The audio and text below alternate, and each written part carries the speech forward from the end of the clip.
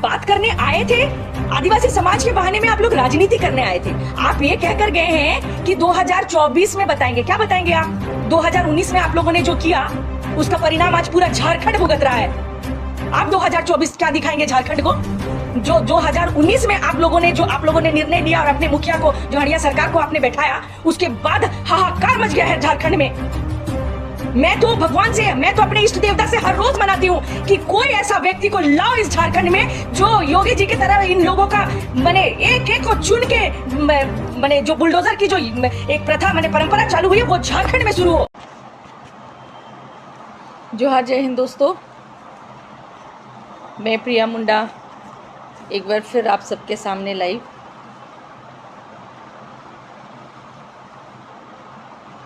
जानना चाहूँगी कि क्या आप मुझे सुन पा रहे हैं, मेरी आवाज़ आप तक पहुंच रही है?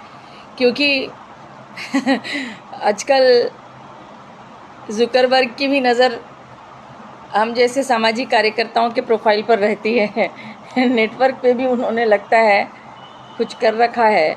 जब भी लाइव जाऊं तब नेटवर्क की बहुत समस्या होती है। तो कभी कभी कुछ ऐसे इम्पोर्टेंट पोस्ट भी होते हैं जिनको लाइव करने के लिए जिनको पोस्ट हम जब करते हैं तो उसकी रीच बहुत कम हो जाती है। तो जो मेरी सोशल मीडिया जो लोग हैंडल करते हैं उनको मैंने बोला क्या बात है, इतना इम्पोर्टेंट हिंदुत्व को लेके जितने ये सारे इसकी रीच इतनी कम क्यों है? तो कहते हैं कि दीदी चिंता क्यों करते, चिंता मत कीजिए, ऐसा कोई बात नहीं, पहुंचना जहां पहुंच रहा है। क्योंकि रीच कम करने पर जुकरबर्ग को लगता है कि भाई भारतीय संस्कृति इतनी आगे क्यों बढ़े। एनीवेज जुकरबर्ग जी, आपका धन्यवाद कि कम से कम इतना तो आप करने दे रहे हैं।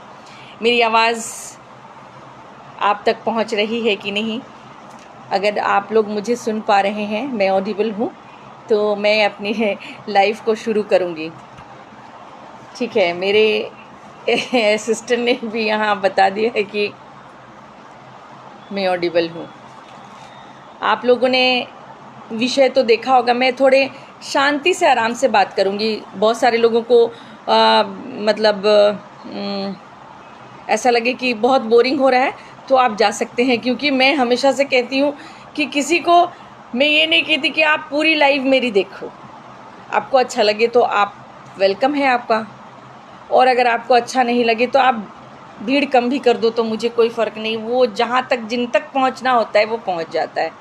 मैं थोड़े धीरे से बोलूँगी, शांति से बोलूँगी, ताकि मेरी हर बात जिन लोगों को समझनी है वो समझे, जिन तक पहुँचनी है वो पहुँचकर वो लोग समझे कि प्रिया मुंडा क्या कह रही है। जोहार भाई, जोहार गोपाल जी, धन्यवाद इस लाइव में जुड़ने के लिए। तो नोटिफिकेशन तो आपने देख ही लिया था। नोटिफिकेशन में मैंने क्या दिया था? हाँ, अवसरवादी सामाजिक कार्यकर्ता। तो कुछ भाइयों के मेरे मैसेज आए मुझे कंटिन्यूसली कि दीदी बहुत उत्सुकता हो रही है कि आपने ये जो विषय दिया है अवसरवादी सामाजिक कार्यकर्ता क्या है दीदी, कुछ समझ में नहीं आ रहा है। तो इसीलिए क्या है बताइए। जोहार दादा, जोहार। मैं टाइगर दादा को बोल रही हूँ। जोहार दादा। तो मैंने कहा कि नहीं अभी नहीं, थोड़ा सा रुकिए, क्योंकि सुबह से जब से मैंने नोटिफिकेशन डाला लोग मुझे पूछने लगे दीदी बताइए। तो मैं बोली कि नहीं आराम से, क्योंकि अभी रोपाई का समय है। लोग लोग खेत में रुपाई करने गए होंगे, कुछ लोग ट्रैक्टर चला रहे होंगे या कुछ लोग रुपाई कर रहे होंगे। तो अभी बताऊंगी तो वो जुड़ नहीं पाएंगे, और इसीलिए तभी मैंने बोला कि नहीं शाम को जाती हूँ, क्योंकि सारे लोग अपने खेत से वापस आ गए होंगे। जिनको ट्रैक्टर चलाना है वो ट्रैक्टर चला कर आ गए हैं, जिनको घास उखाड़ना था खेतों से वो घास उखाड़ कर आ गए, जिनको रोपना था वो रोप कर आ गए। लेकिन कुछ ऐसे लोगों को रोपते हुए देखा है मैंने। बचपन से मैं खेतों में जाती हूँ, इस बार भी मैं आप लोगों को ज़रूर अपने खेतों से लाइव जाकर दिखाऊंगी। कीचड़ से भर जाते हैं हम। मुझे उस व्यक्ति से जानना होगा, समय नहीं मिल रहा कि इतने कीचड़ में जाकर भी आपके ड्रेस इतने सफ़ेद कैसे थे, आपके ड्रेस इतने सफ़ेद कैसे थे। एनीवेज ये विषय नहीं है। तो उन्होंने बोला कि दीदी अवसरवादी सामाजिक कार्यकर्ता क्या है दीदी, ज़रा बताइए। तो तो मैंने बोला कि सब्र कीजिए, रोपाई के लिए लोग गए हैं, वापस आएंगे, आराम करेंगे, फिर 8 बजे अपन लाइव करेंगे, हम लोग लाइव करेंगे। तो एनीवेज, तो जो है इस विषय में मैं बात करने आई हूँ। थोड़ा सा सीरियस विषय है क्योंकि जनजाति समाज को लेकर है। तो जब भी जनजातीय समाज की विषय को लेकर बातें आती है या कुछ भी होता है तो आप लोगों को पता ही होगा कि मैं थोड़ा उसको सीरियसली लेती हूँ, क्योंकि मैं, जय श्री राम पूरन जी, क्योंकि मैं जिस समाज से बिलोंग करती हूँ उस समाज के विषय में अगर उस समाज का कोई व्यक्ति भी गलत कर रहा है और या फिर उस समाज के व्यक्ति के साथ कोई गलत हो रहा है तो प्रिया मुंडा ना बोले ऐसा हो ही नहीं सकता है। मुझे जहाँ संभव लगता है मैं अपने समाज के लिए कार्य करने का प्रयास करती हूँ। तो जो मैं अपनी मैंने जिस विषय को लेकर आई हूँ उस विषय को लेकर बात करूँगी। हो सकता है इस लाइव के बाद बहुत सारे लोग मुझे आदिवासी विरोधी कहते ही हैं। आज नहीं, ये कई नई बात नहीं है, 8-10 साल से मैं ये सुन रही हूँ कि प्रिया मुंडा आदिवासी विरोधी है, प्रिया मुंडा आदिवासी नहीं। अरे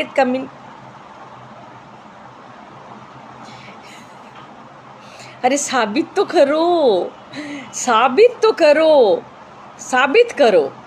तो इस लाइव के बाद में बहुत सारे जोहार देव जी, इस लाइव के बाद बहुत सारे लोग गालियां देंगे मुझे बुरे तरीके से कि आदिवासी विरोधी है, प्रिया मुंडा आदिवासी नहीं है, इसीलिए ऐसी बातें करती है, ऐसा है वैसा है। तो मैं मेरी बातों का जवाब तो दे दो। अगर प्रिया मुंडा आदिवासी विरोधी है तो प्रिया मुंडा ने आदिवासी के विषय में जो भी बात कही है उसके लिए मेरे साथ 1-to-1 बात करो। ये सोशल मीडिया में बात करने से कुछ नहीं चलेगा। हिम्मत है तो प्रिया मुंडा के सामने आके बात करो कि आपने आदिवासी के विषय में ये जो बातें कही हैं ये बात गलत है। आइए बात कीजिए। आपसे भी कहती हूँ, कुछ क्रिप्टो आदिवासियों से भी मैं कहती हूँ, ईसाई मिशनरियों से भी कहती हूँ, मैं बाइबल से भी बहुत सारी बातें करती हूँ। तो मैं कहती हूँ कि आप आओ सामने 1-to-1 in front of me, मेरे सामने बैठकर बातें करो। यू सोशल मीडिया में अनाप शनाप बोलना आपको शोभा नहीं देता, और खासकर कुछ मर्दों को ऐसी, मैं बोलना नहीं चाहती, ऐसी हरकत शोभा नहीं देती। अगर लगता है कि प्रिया मुंडा कहीं पे भी गलत है तो आइए बात कीजिए। और मुझसे बात करने से पहले मेरे ऊपर भी कोई है, मेरे समाज के लोग हैं। हमारे समाज, we are governed by our customary law, और मेरे ऊपर जो भी मैं ये बात करती हूँ ऐसे हवा में बात नहीं करती हूँ कि मेरे ऊपर भी कई बुद्धिजीवी लोग हैं, उनके परमिशन से मैं बात करती हूँ। अगर मैंने आदिवासी समाज के लिए कुछ गलत कहा है तो आप आइए, आकर हमारे पाढ़ा राजा, हमारे ऊपर हमारे सबसे बड़े होते हैं पाढ़ा राजा, हमारे राजाओं से, हमारे मुंडा राजाओं से बात कीजिए कि प्रिया मुंडा ये गलत कर रही है, फिर जाके बात होगी। सोशल मीडिया में कोई बात नहीं होगा। है दम तो प्रिया मुंडा के सामने आइए, है दम तो हमारे पाढ़ा राजाओं के, मुंडा पाढ़ा राजाओं के सामने आकर बात कीजिए कि प्रिया मुंडा ने गलत बोला है। जोहार दादा, जोहार भाई, जो भी है माफ़ी चाहूँगी क्योंकि इसमें पता नहीं चलता है कि कौन बड़े हैं कौन छोटे हैं सब, इसीलिए मैं माफ़ी चाहूँगी किसी को अगर मैंने दादा बोल दिया है तो आज का विषय था कि अवसरवादी सामाजिक कार्यकर्ता। कल ऐसा हुआ कि कल मैं अपने कार्य से रांची में ही कहीं जा रही थी, तो बीजेपी ऑफिस के सामने से मैं गुजर रही थी। बीजेपी ऑफिस के सामने से मैं गुजर रही थी तो देखा मैंने कि बीजेपी ऑफिस के सामने में काफ़ी भीड़ जमा है, मतलब एकदम से जाम सा लग गया है। ना तो उधर से गाड़ियाँ आ पा रही है, ना इधर से गाड़ियाँ जा पा रही है। मतलब अच्छा खासा, मतलब बहुत अच्छा खासा ट्रैफिक वहाँ पे था। तो जी मनोहर खुशवा जी, जोहार। मैं आपसे एक बात और कहना चाहूँगी कि हमारा अभिवादन जो है जोहार है, जय जोहार नहीं। जय जोहार वाले राजस्थान वाले कुछ क्या बोले, विधर्मी लोग जय जोहार कहते हैं। हमारे यहाँ सिर्फ जोहार है, हम आदिवासियों का अभिवादन सिर्फ जोहार है। तो आप लोग, मैं आप सबसे कई बार कई भाइयों को मैंने करेक्शन किया, आज भी कहना चाहूँगी कि हम लोगों का अभिवादन, आदिवासियों का अभिवादन सिर्फ और सिर्फ जोहार है, जय जोहार नहीं। जय जोहार कुछ ईसाई मिशनरियों के द्वारा चलाए जा रहे राजस्थान में संगठन है, और उसमें कुछ आपके हमारे माने विशेष समुदाय के लोग भी हैं। जी ज़रूर आएंगे भाई, आप लोग बुलाइए, आप लोगों के बुलाने के इंतज़ार में रहती हूँ। जहाँ बुलाइएगा, जिस वक्त बुलाइएगा, जब कॉल कीजिएगा, मुझे आप लोग अपने साथ पाइएगा। मैं हमेशा ये कहती आई हूँ कि 24/7 मेरा फ़ोन और मेरा व्हाट्सएप खुला है। जब आपको लगे मुझसे बात करनी है, आप बात कीजिए। आपको ऐसा लगता है कि आपके क्षेत्र में मुझे आना चाहिए तो बुलाइए, मैं ज़रूर आऊँगी। मैं समय एडजस्ट करके ज़रूर आती है। जय श्री राम देवयानी जी, नमस्कार दीपक जी, धन्यवाद लाइव में जुड़ने के लिए। तो कल मैं बताऊं, कल मैं बीजेपी ऑफिस के सामने से गुज़र रही थी तो देखा बहुत भीड़ है। देखिए सारे मीडिया वाले भी भीड़ लगा कर हैं, तो मुझे कुछ समझ में नहीं आया। फिर मैंने सोचा, ड्राइवर से मैंने पूछा क्या बात है, तो उसने कहा शायद मैम कोई मिनिस्टर वगैरह कोई बड़े पद वाले कोई आए होंगे। तो मुझे लगा कि हो सकता है कोई बड़े नेता मंत्री कोई आए होंगे, इसीलिए मीडिया वाले उनके स्टेटमेंट। और अभी क्योंकि हमारे दादा बाबूलाल मरांडी जी को इतना बड़ा दायित्व मिला है, उनके लिए इस लाइव के माध्यम से फिर से दादा आपको ढेर सारी बधाई।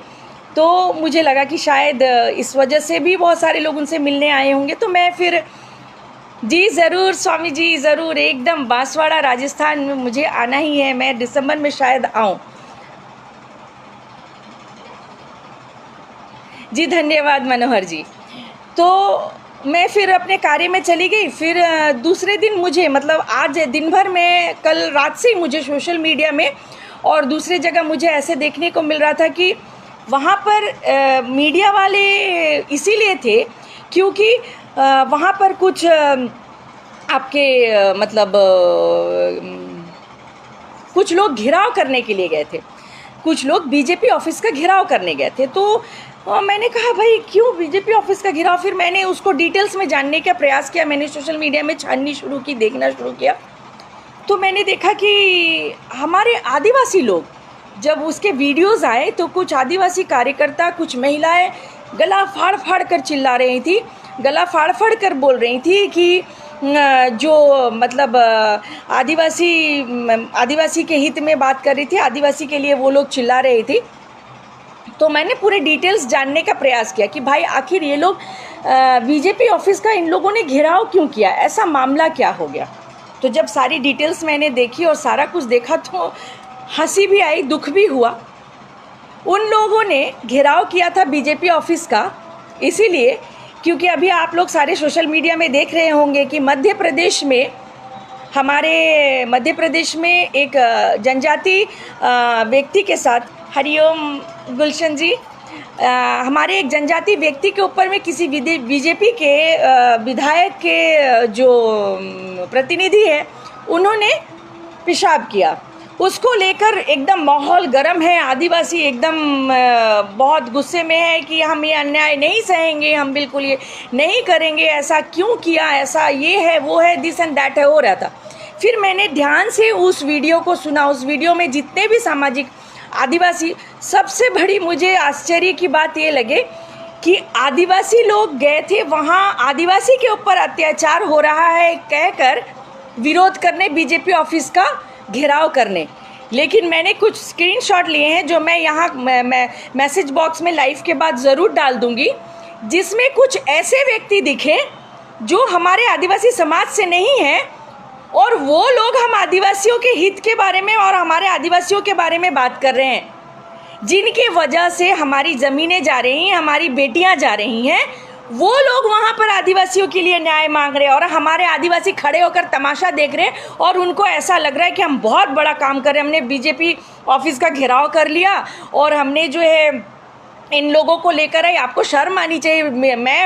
मैं जब यहाँ मैसेज में वो स्क्रीनशॉट डालूंगी आप लोगों के भी होश उड़ जाएंगे कि इन आदिवासियों का, ये लोग, ये वही आदिवासी है जिनके वजह से आदिवासी समाज आज इतने तकलीफ में है और इतने मुसीबतों से घिरा हुआ है।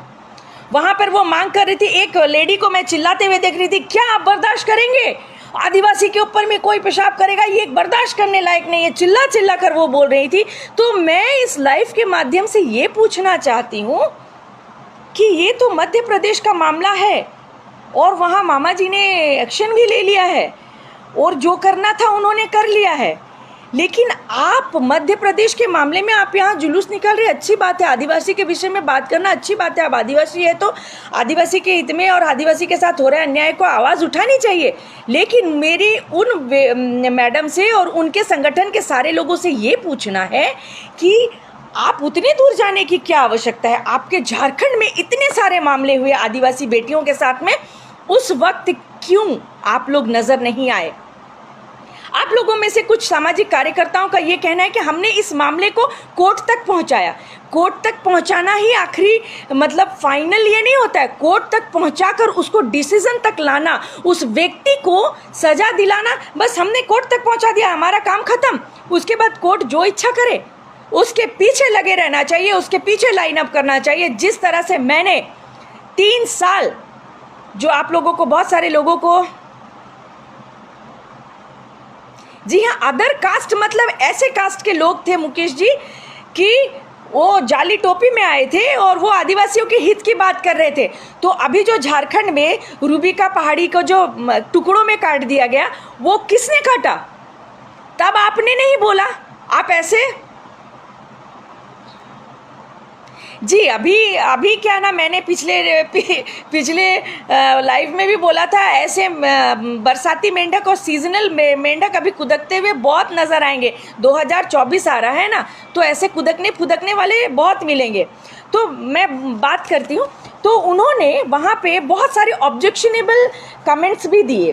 तो मेरे को अच्छी बात है कि आप आदिवासी के ऊपर में अत्याचार हुआ, आप उसके लिए बात कर रहे हैं, लेकिन हाँ बिल्कुल, आदिवासी समाज का एक जुलूस था। अभी कुछ दिन पहले हमारे संथाल लोगों ने भी एक जुलूस निकाला था। उस जुलूस में सिर्फ और सिर्फ संथाल लोग और कुछ आदिवासी लोग थे। दूसरे हमारे आदिवासी के किसी भी ऐसे आदिवासियों के कार्यक्रम में दूसरे समुदाय के लोगों का वहाँ आना एकदम मना ही होता, हम लोग विशेषकर नहीं करते हैं। यहाँ पर वो लोग स्टेटमेंट दे रहे हैं, ये विशेष समुदाय के लोग स्टेटमेंट दे रहे हैं कि आदिवासी के ऊपर अन्याय हो रहा है। तो वो जो 2-3 विशेष लोग थे, वो भी ज़रूर मेरे वीडियोज़ उनको तक पहुँचना है। तो उनसे मैं ये पूछना चाहती हूँ कि जब रूबिका के साथ में ऐसा हुआ था, तब आप लोगों ने क्यों नहीं आवाज़ उठाई? आप लोग क्यों आगे नहीं आए? जब मांडर में एक आदिवासी छात्रा के साथ में चलती गाड़ी में, चलती कार में रेप हुआ, उस वक्त कहाँ थे आप? तो आगे मैं बात करूंगी।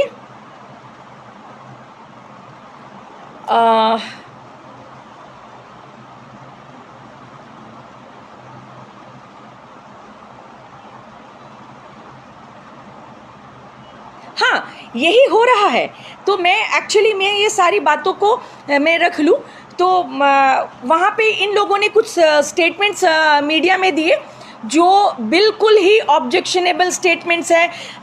आदिवासी के हित के लिए अगर बात कर रहे हैं, वहाँ पर एक कोई सामाजिक कार्यकर्ता है, मुझे नहीं मालूम, क्योंकि ऐसे बहुत सारे, मैंने कई बार आप लोगों को बताया होगा कि ऐसे कई सामाजिक कार्यकर्ता, आदिवासी के नाम पे ऐसे कई सामाजिक कार्यकर्ता हैं जो हज़ारों हैं, एक ढूंढने जाइए हज़ारों हैं, लेकिन सारे फोटोबाज हैं, सारे मतलब अवसरवादी हैं। और वो कभी कभी तो वो वैसा ही कुछ एक सामाजिक कार्यकर्ता चिल्लाकर उनकी आवाज़ भी लड़खड़ा रही थी, उनके सेंटेंस वो प्रॉपर नहीं आ रहे थे, वो मतलब ठीक से बोल नहीं पा रहे थे, लेकिन वो चिल्ला रहे थे। उनको दिखाना था कि हम मतलब कुछ आंदोलन कर, मैंने उस रैली को मतलब जो भी वो करने आए थे आंदोलन जैसा दिखे, इसलिए वो चिल्लम चिल्ली वो कर रहे थे।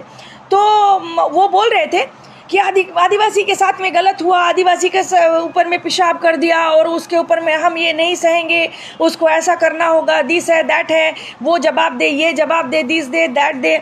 और पैर धो लिए तो क्या तो बोला उन्होंने, पैर धो लिए तो पैर अगर उन्होंने धोए उस आदिवासी की तो कौन सी बड़ी बात है? मैं यहाँ ऑब्जेक्शन करती हूँ। बीइंग आदिवासी, आप अगर इस तरह का स्टेटमेंट देते हैं कि पैर धो लिए तो कौन सी बड़ी बात है, तो मैं आप सबको जो आदिवासी समुदाय से नहीं है उनको ये बताना चाहूँगी, और उस व्यक्ति को भी जिनके स्टेटमेंट मीडिया में आए हैं कि पैर धो लिए तो ऐसी कौन सी बड़ी बात है। जनजाति समाज में पैर धोने की परंपरा एक बहुत ही अहम और बहुत ही विशेष परंपरा है। मैं आप सबको बताना चाहूँगी, हम आदिवासियों में जब भी घर में कोई भी मेहमान आए, चाहे वो हमारे समुदाय हमारे समाज से हो, चाहे वो दूसरे समाज से हो, हम लोग एक कांसे का थाल रखते हैं, इतना बड़ा सा एक थाली, ताकि एक व्यक्ति का पाँव उस पर आ जाए। एक कांसे का इतना बड़ा थाल जैसा बर्तन रहता है और कांसे का लोटा रहता है। वो व्यक्ति जब घर में आकर बैठता है तो घर की महिलाएं पानी उस लोटे में और जो है वो थाल लेकर जाती है और उस थाल में उनका पैर रखकर उनके पैर को धोती हैं। अच्छे से ठंडे पानी से उनके पैर को धोती है। अगर गर्मी का वक्त है तो ठंडे पानी से, अगर सर्दियों का वक्त है तो हल्की गर्म पानी से पैर को धोती हैं। धोने के बाद उसमें ऐसे तेल मालिश करती हैं। तेल मालिश करने के बाद टावल से उसको, कोई भी टावल से यूँ पोंछती है। जी हाँ, पैर पखारने की संस्कृति का हिस्सा भी, जी जी।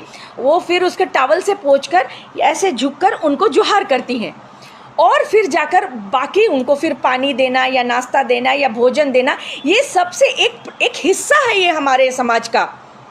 इससे ये होता है कि एक तो सम्मान देना हुआ, जो भी मतलब जो भी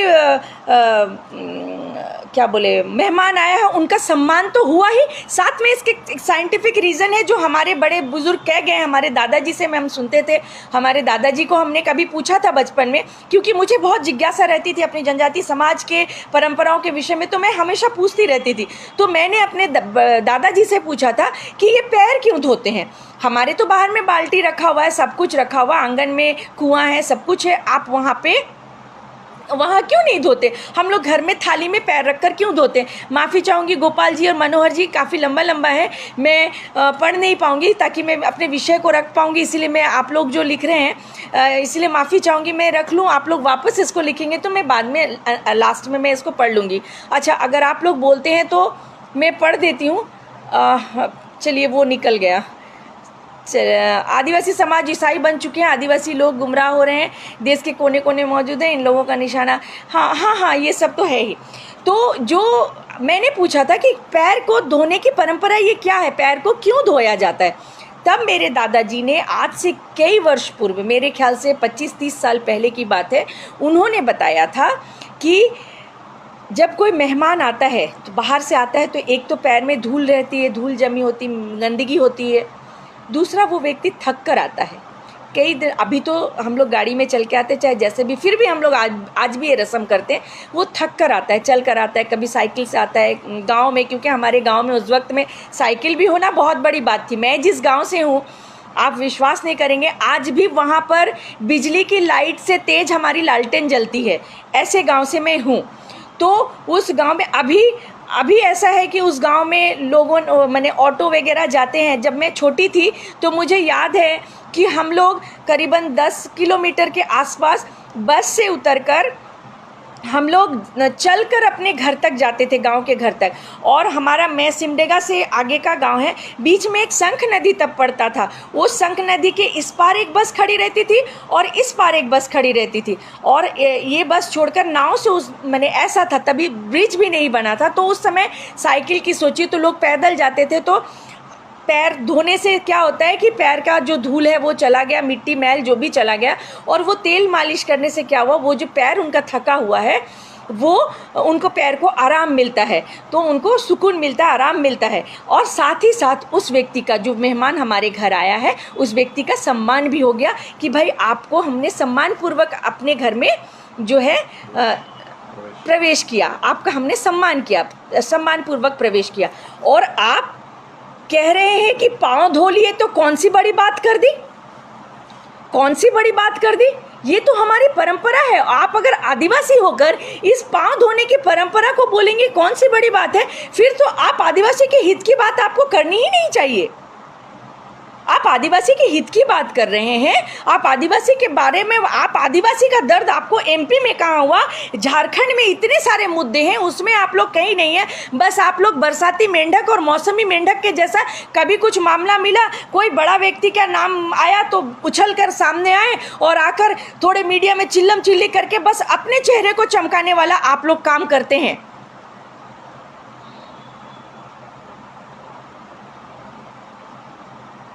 जी, तो उन्होंने ये स्टेटमेंट दिया और साथ में उन्होंने क्या क्या कहा कि आपने उस क्या क्या बड़ी बात है, क्या हुआ कि आपने उनके पैर धो लिए, तो पैर धोए तो कोई बड़ी बात थोड़ी है, आपने उनको ऐसा सजा दिया तो क्या हुआ। अभी अगर इसमें कोई तबरेज होता तो ये होता तो वो होता तो उसके इनकाउंटर हो गया। आप आदिवासी हित की बात करने आए हैं, आप आदिवासी के ऊपर अत्याचार हुआ है, अन्याय हुआ है, उसके विषय में बात करने आए हैं। आप कहाँ तबरेज का एनकाउंटर हुआ तो कहाँ एमपी में किसका एनकाउंटर हुआ, वो दर्द एक आदिवासी का झलक रहा है। आप सोच के देखो, यूपी में अपराधियों का एनकाउंटर हुआ है, वो दर्द हमारे यहाँ एक आदिवासी भाई को हो रहा है कि यहाँ पर अगर तबरेज होता तो ये होता तो वो होता तो उसका एनकाउंटर हो गया होता। तो मैं उस भाई को इस लाइव के माध्यम से बता दूं, एनकाउंटर किसी शरीफ व्यक्ति का नहीं हुआ है, कोई यहाँ पागल नहीं बैठा है और सब लोग कानून हाथ में लेकर नहीं बैठे हैं। आपके चिल्लाने से कोई चीज़ सही चीज़ गलत नहीं हो जाएगा और गलत सही नहीं हो जाएगा। एनकाउंटर अपराधियों का हुआ है और जिन अपराधियों का एनकाउंटर हुआ है उनकी पूरी डिटेल्स आप लोग निकाल लीजिए, इतनी पढ़ाई लिखाई कीजिए, फिर आइए मीडिया के सामने में कि उन लोगों ने अपराध भी किस किस्म के किए थे। अपराध भी इस किस्म के थे कि मतलब उन्होंने कईयों के जान लिए हैं। आपको तबरेज का दर्द हो गया, आप बात तो करने आए थे एमपी में हुए आदिवासी के ऊपर जो पेशाब वाला मामला हुआ उस पर आप बात करने के लिए आए थे और आप बात करने लगे कहाँ तबरेज का एनकाउंटर और इसका एनकाउंटर, यूपी की बात करने लगे। आप बीइंग आदिवासी आपको क्या मतलब है कि यूपी में किसका एनकाउंटर हो रहा, उससे आपका क्या लेना देना।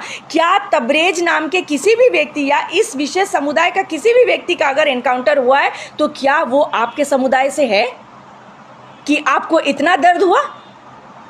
इस दर्द का कारण क्या है मुझे ये जानना है। आप तो आदिवासी के नाम पर आए थे, आप तो आदिवासी को न्याय दिलाने के नाम पर आए थे, आप तो आदिवासी के नाम पर बड़ी बड़ी बातें कर रहे थे। और एक बात और आपने ये भी कही कि आदिवासी भोला भाला है इसीलिए आदिवासी को लोग ऐसे करते हैं। आपके लैंग्वेज, आपके बोलने का तरीका, आपका जो एक विशेष समुदाय के लिए जो दर्द है वो देखकर ऐसा नहीं लग रहा था कि आप बहुत सीधे साधे हैं। आप बात करने आए थे, आदिवासी समाज के बहाने में आप लोग राजनीति करने आए थे। आप ये कहकर गए हैं कि 2024 में बताएंगे। क्या बताएंगे आप 2024 में? आप क्या बताएंगे? आप जैसे ये चिटमुंडिया लोगों के वजह से क्या सरकार बनती गिरती है क्या? आप क्या बताएंगे 2024 में क्या होने वाला है, नहीं होने वाला है? 2019 में आप लोगों ने जो किया उसका परिणाम आज पूरा झारखंड भुगत रहा है। आप 2024 क्या दिखाएंगे झारखंड को? जो 2019 में आप लोगों ने निर्णय लिया और अपने मुखिया को, जो हड़िया सरकार को आपने बैठाया, उसके बाद हाहाकार मच गया है झारखंड में। मैं तो भगवान से, मैं तो अपने इष्ट देवता से हर रोज मनाती हूँ कि कोई ऐसा व्यक्ति को लाओ इस झारखंड में जो योगी जी के तरह इन लोगों का मने एक एक को चुन के मने जो बुलडोजर की जो एक प्रथा मने परंपरा चालू हुई है वो झारखंड में शुरू हो, तब पता चले। तो इस तरह के क्रिप्टो आदिवासी को भी उसमें रगड़ा जाएगा और उन लोगों को जो जिनके, और आप जो यूपी के तबरेज की बात करें तो मैं आपसे ये पूछना चाहती हूँ आदिवासी भाई साहब, झारखंड में कितने तबरेज की एनकाउंटर हुआ है? झारखंड में कितने एनकाउंटर हुए उस पर आप बात कीजिए।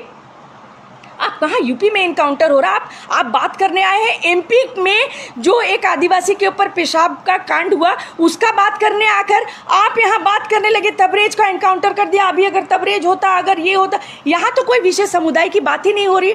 आप आपके पास अपने समुदाय के लिए इतना सारा मामला है, इतना आपको उसमें वो तो कंप्लीट कीजिए। आप लोगों को मैं ये कहना चाहती हूँ, अगर मैं गलत हूँ तो यहाँ आकर बताइए। अगर जनजाति समाज का सबसे बड़ा नुकसान अगर हो रहा है तो वो ईसाई मिशनरियों द्वारा हो रहा है। आपने ईसाई मिशनरियों को काउंटर करने के लिए कितने जुलूसें निकाली और आप लोग हमेशा मौसमी मेंढक के तरह से क्यों आते हैं? आप लोगों का कोई भी आंदोलन या कोई भी चीज़ के लिए जो आप लोग आवाज़ उठाते हैं उसको अंतिम चरण तक क्यों नहीं पहुंचाते हैं, रिजल्ट तक क्यों नहीं पहुंचाते? एक दिन निकलते हल्ला करते आदिवासी आदिवासी आदिवासी, उसके बाद हो गया, पेपर में आ गए, मीडिया में आ गए, चमक गए, उसके बाद खत्म। बिल्कुल ओछी राजनीति है। पीछे से फंडिंग है। इन लोगों को फंडिंग ही थी जो ये बीजेपी ऑफिस में, मैं बीजेपी का सपोर्ट नहीं कर रही हूँ। अगर आप इन आदिवासी भाइयों को भी कल ये बोलेंगे कि बीजेपी की दलाल है एंड दिस है दैट है, तो उनको भी बोलूँगी कि मेरे प्रोफाइल को पूरा चेक कर लो। हर एक लाइव को, जिस दिन से मेरा फेसबुक आईडी ये चल रहा है उस दिन से लेके आज तक के मेरे लाइव को आप ढूंढ लो, तो उसमें आप हर एक पार्टी को देखोगे कि ये बोलते हुए कि मैंने जब ज़रूरत पड़ा है मैंने जेएमएम को भी बोला है, जब ज़रूरत पड़ा है मैंने कांग्रेस को भी बोला है, जब ज़रूरत पड़ा है मैंने बीजेपी को भी बोला है। मैं किसी एक पार्टी की नहीं हूँ। और एक बात आपको बता दूँ, हर एक आदिवासी सामाजिक कार्यकर्ता को बता दूँ, ये आप लोग क्या बीजेपी या पार्टी की बात करते हैं? आप लोग तो सामाजिक संगठन चला रहे हैं। आप लोग तो सामाजिक संगठन चला रहे हैं। और सामाजिक कार्यकर्ता कभी किसी एक पार्टी का नहीं होता। सामाजिक कार्यकर्ता पूरे समाज का होता है, पूरे समाज के लिए होता है। कोई एक सामाजिक कार्यकर्ता जब सामाजिक कार्य को छोड़कर किसी पार्टी को ज्वाइन करता है तो फिर वो उस पार्टी का हो जाता है, वो और सामाजिक कार्यकर्ता नहीं रहता, वो उस पार्टी का व्यक्ति हो जाता है। और आप लोग जो यहाँ पर बीजेपी ऑफिस का आप लोगों ने जो घेराव किया था, ये सामाजिक संगठन थे। और आप बीजेपी आप लोगों का जुलूस, ऐसे कई मामले अभी मैं सामने आप लोगों को बताऊंगी कि ऐसे कई आदिवासियों के साथ मामले हुए, तब आप लोगों की ये रैली और ये आप लोगों का घेराव, कभी भी मैंने ये नहीं देखा है कि जेएमएम ऑफिस का आपने घेराव किया है, कांग्रेस के दफ्तर का आपने घेराव किया, कभी मैंने देखा नहीं। ये जो आदिवासी कुछ टीम है, जो लोग ये आवाज़ उठाते हैं, इन लोगों को मैंने कभी भी जेएमएम ऑफिस या कांग्रेस के ऑफिस में धरना मैंने घेराव करते हुए नहीं देखा है। तो मैं आपको बता दूं, आप लोग कैसे सामाजिक कार्यकर्ता हो। सामाजिक कार्यकर्ता कभी किसी पार्टी का नहीं होता, सामाजिक कार्यकर्ता पूरे समाज का होता है। अभी मैं एग्जाम्पल आपको देती हूँ कि एक माता पिता के 3 या 4 ही बेटे हैं, मान लीजिए। माता और पिता को तुअर की दाल खाना पसंद है, हमारे यहाँ जिसको अरहर की दाल बोलते हैं। माता पिता को पसंद है कि रोज़ अरहर की दाल, उनको पसंद है, अरहर की दाल खाना पसंद है। लेकिन किसी का टेस्ट की बात मैं कर रही हूँ, बच्चों को नहीं पसंद है, तो क्या आप थोपोगे उस पर कि नहीं तुमको यही खाना? सबका अपना अलग अलग टेस्ट होता है। तो समाज में, इस समाज में हम लोग, हमारा सबका अलग अलग टेस्ट है। मैं हमेशा बोलती हूँ, हमारे ही आदिवासी में कुछ लोग जेएमएम को सपोर्ट करते हैं, कुछ लोग कांग्रेस को सपोर्ट करते हैं, कुछ लोग बीजेपी, सबका अपना अलग अलग टेस्ट है। इसमें गाली देने वाली क्या बात है? इसमें गाली देने वाली क्या बात है? आप लोग हमेशा कुछ भी आदिवासी को लेकर होता है, क्या सिर्फ आदिवासियों का क्षरण और आदिवासियों पर अन्याय सिर्फ बीजेपी के कार्यकर्ताओं द्वारा ही हुआ है? क्या जेएमएम के कार्यकर्ताओं द्वारा नहीं हुआ है? क्या कांग्रेस के कार्यकर्ताओं द्वारा नहीं हुआ?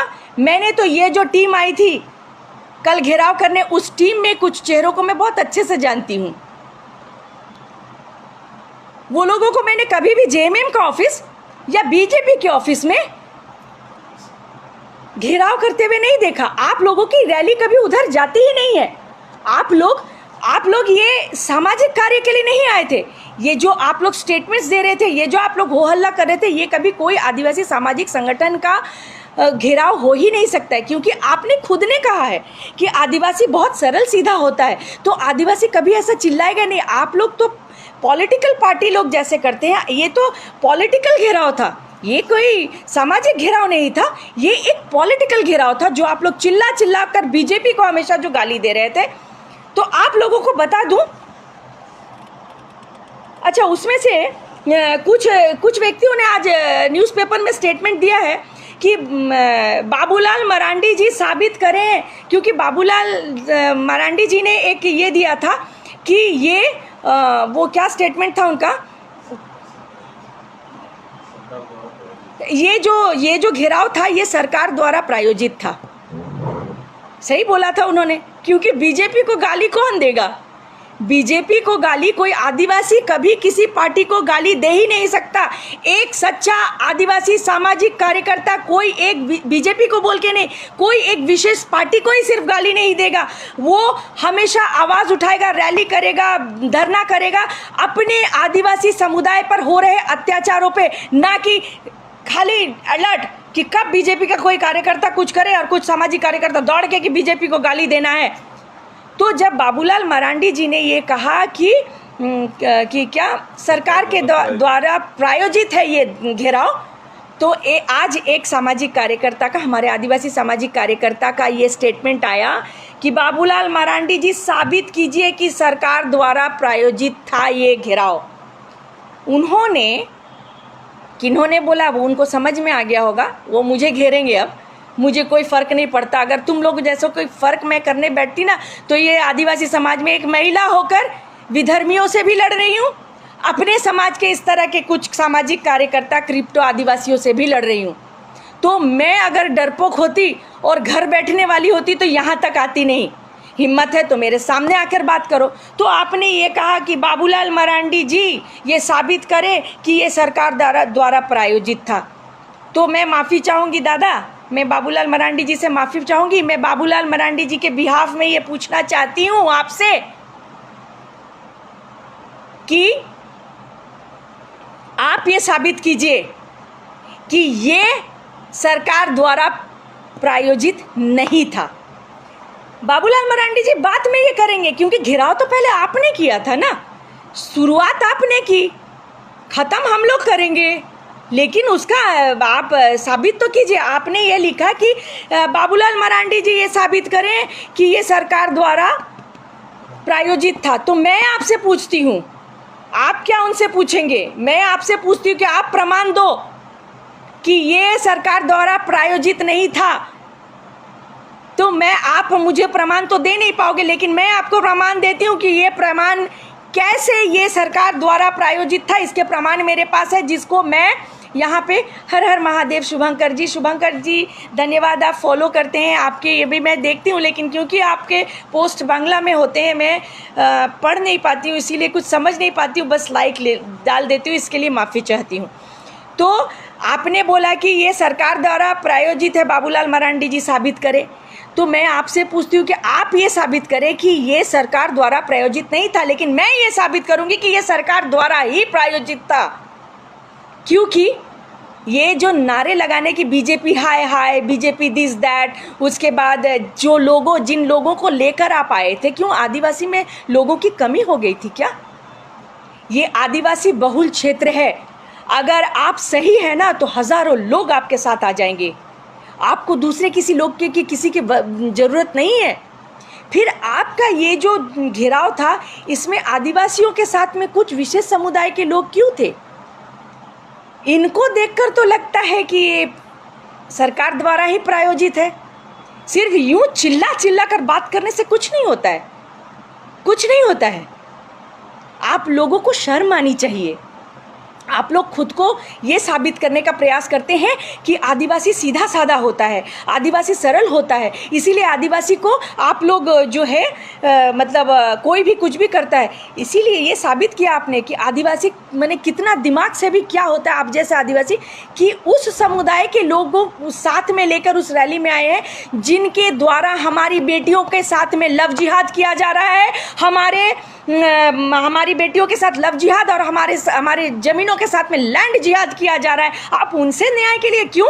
आपके आदिवासी समुदाय में लोगों की कमी हो गई थी कि विशेष समुदाय के कुछ लोगों को आपने चिल्लाने के लिए ले आए थे कि आप उनको लेकर चले आए थे? आपके पास लोगों की कमी हो गई थी क्या? आपको मैं कहूँगी कि आप लोग प्रिया मुंडा से सीखिए। प्रिया मुंडा कभी भी आज तक इतनी घर वापसी है, इतनी अवैध चर्चों को जो मैंने बंद कराया, कभी मैं भीड़ लेकर नहीं गई। किसी ने मुझे कल कहा था कि दीदी भीड़ में कौन आते हैं? सीआर लोग आते हैं। तो ये सीआर बन के हमेशा क्यों जाते हैं? अगर अपने जनजाति समाज के लिए सच में कुछ करना चाहते हैं तो मेरे प्रोफाइल को देखिए, मैं कभी भीड़ लेकर नहीं जाती, मैं अकेले जाती हूँ। जहाँ अवैध चर्च होता है वहाँ मैं अकेली जाती हूँ, और जब घर वापसी करनी होगी तब तो गांव के लोग होंगे ही।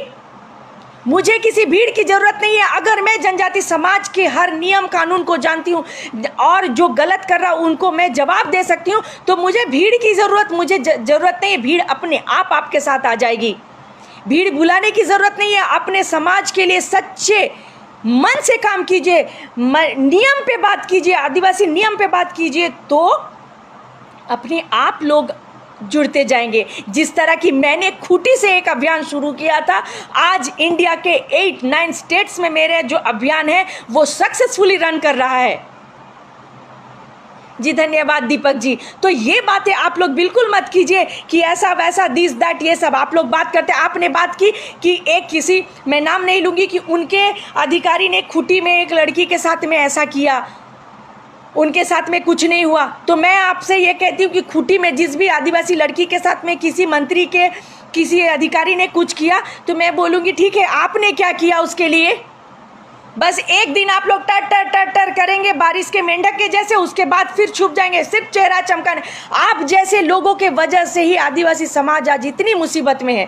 अब तो समझ जाइए, अब तो संभल जाइए, क्योंकि जो कार्य आप कर रहे हैं, जो आदिवासी के लिए, जो भी आदिवासी, मेरे अलावा जितने भी आदिवासी हैं, जो भी सच्चे दिल से वो कार्य करें, ये हम अपने लिए नहीं कर रहे, हम अपनी आने वाली पीढ़ी के लिए कर रहे हैं। जो हमारे पूर्वजों ने हमारे लिए, हमारे पूर्वज हमारे लिए कर गए, आज भगवान बिरसा मुंडा हमारे लिए लड़ाई लड़ गए तो हम आज़ादी की सांस ले रहे हैं। उसी तरह आज जो हम काम करेंगे, हमारे आने वाली पीढ़ी सुख शांति से रहेगी। नहीं तो हम कहीं, हमारी आत्मा ये देखेगी कि हमारे बच्चे मस्जिद में या चर्च में नज़र आएंगे।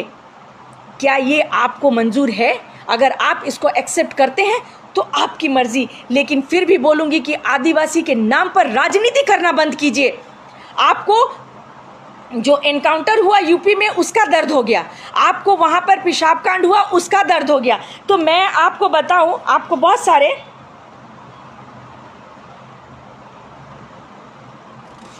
मैं आपको बता दूं कि झारखंड के मामले क्या क्या हैं। ये जो जिन लोगों ने घेराव किया था वो लोग जरूर सुने। आप एमपी चले गए कि किसी ने किसी के ऊपर पेशाब किया, बीजेपी हाय हाय।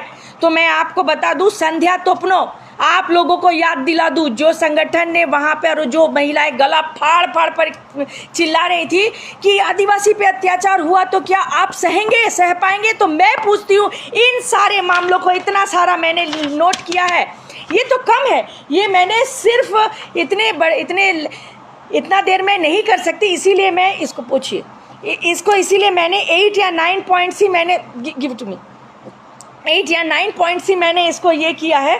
तो मैं 8 या 9 पॉइंट्स ही रखी, क्योंकि लेकिन कई ऐसे जो मामले हैं ये कम है। तो मैं 2-4 जो बहुत इम्पॉर्टेंट है उन मामलों के बारे में आपसे बात कर लूँ। संध्या तोपनो आदिवासी थी, याद है आप लोगों को, या भूल गए? जो लोग वहाँ चिल्ला रहे थे, जो महिलाएं चिल्ला रही थी, जो आदिवासी सामाजिक कार्यकर्ता चिल्ला रहे थे, उन लोगों से मैं पूछना चाहती हूँ, उन आदिवासियों से पूछना चाहती हूँ जो आदिवासी को कुछ भी होता है तो दर्द से कराह उठते हैं। और हमारे आदिवासी में लोगों की कमी हो गई, इसलिए विशेष समुदाय से लोग को लेके आते हैं।